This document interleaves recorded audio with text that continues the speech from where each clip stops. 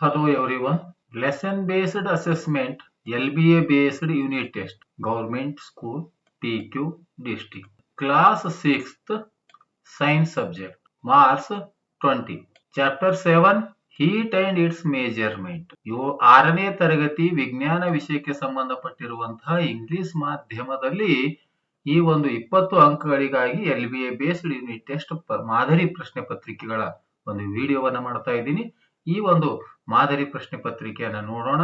ಎಲ್ಲಾ 6ನೇ ತರಗತಿ ವಿಜ್ಞಾನ ವಿಷಯಕ್ಕೆ ಸಂಬಂಧಪಟ್ಟಿರುವಂತಹ ಎಲ್ಲ ಘಟಕಗಳ 20 ಅಂಕಗಳಿಗಾಗಿ ಮಾದರಿ ಪ್ರಶ್ನೆ ಪತ್ರಿಕೆಗಳ ವಿಡಿಯೋವನ್ನ ಮಾಡ್ತಾ ಇದ್ದೀನಿ. ಈಗ ಆ ಪ್ರಶ್ನೆ ಪತ್ರಿಕೆಯನ್ನ ನೋಡೋಣ.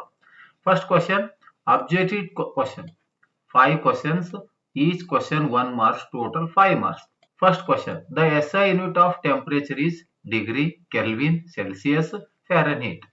Second question, the thermometer used for measuring body temperature is the laboratory thermometer, experimental thermometer, clinical thermometer and wall mount thermometer. Third question, 37 degrees Celsius is the same temperature as A option 97.4 degree Fahrenheit, B 97.6 degree Fahrenheit, C 98.4 degree Fahrenheit, D 98.6 Fahrenheit.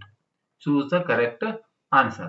Fourth question, mercury is used in thermometer because it is a colorful, A option, B it is sticky, C it is good conductor of heat and does not stick to the glass, D option, it boils easily. Fifth question, which of these temperature is below the freezing point of water? A option 0 degree Celsius, B -5 degree Celsius, C 10 degree Celsius, D 5 degree Celsius. Second question, very short answer question. Total 2 questions, each question carry 1 mark. Total 2 marks. Sixth question, define temperature. Seventh one, which thermometer has a constriction in its capillary tube? Third question, short answer. 1 question, 2 marks. Eighth question, what are the 3 scales for measuring temperature?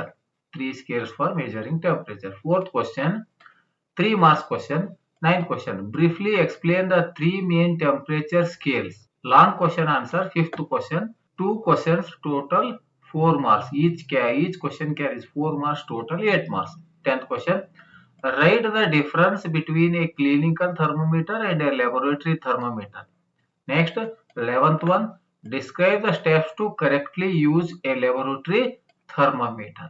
ಆದ್ಮೇಲೆ ಈ ರೀತಿಯಾಗಿ 6ನೇ ತರಗತಿ ವಿಜ್ಞಾನ ವಿಷಯಕ್ಕೆ ಸಂಬಂಧಪಟ್ಟಿರುವಂತೆ English ಮಾಧ್ಯಮದಲ್ಲಿ 2ನೇ semester ನಲ್ಲಿ ಬರುವಂತ ಎಲ್ಲ ಘಟಕಗಳ ಒಂದು LBA ಆಧಾರಿತ ಕಿರು ಪರೀಕ್ಷೆಗಳ ಪ್ರಶ್ನೆ ಪತ್ರಿಕೆಗಳ ವಿಡಿಯೋನ ಮಾಡ್ತಾ ಇದ್ದೀನಿ. ಈ ವಿಡಿಯೋ ಇಷ್ಟವಾದರೆ ದಯವಿಟ್ಟು ಲೈಕ್ ಮಾಡಿ, ಶೇರ್ ಮಾಡಿ ಅಂತ ಹೇಳುತ್ತಾ, ಈ ವಿಡಿಯೋ ಇಷ್ಟವಾದರೆ ದಯವಿಟ್ಟು ಶೇರ್ ಮಾಡಿ ಮತ್ತು ಈ ವಿಡಿಯೋ ನೋಡಿರೋ ತಮ್ಮೆಲ್ಲರಿಗೂ ಅಭಿನಂದನೆಗಳು. Thanks to all.